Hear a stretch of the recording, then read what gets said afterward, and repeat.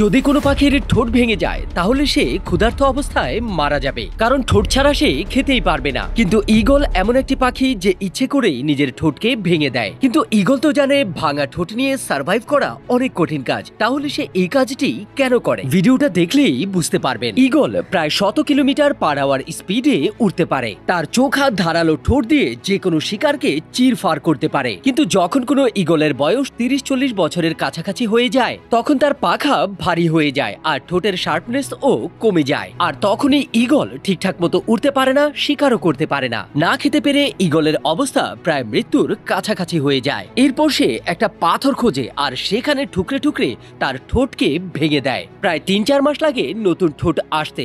ওই সময় ঈগলকে একেবারে নরম খাবার খেতে হয়। নতুন ঠোঁটের মাধ্যমে সে তার পুরানো পালকগুলোকে চিরে ফেলে। নতুন পালক গজাতে সময় লাগে 3-4 মাস। প্রায় 6 মাসের মতো এই কষ্টদায়ক জীবন পার করার পর ঈগল পুনরায় তার রাজত্ব বিস্তার করতে পারে। আচ্ছা, আপনার ফেভারিট বার্ড কোনটি? কমেন্ট করে জানাতে পারেন।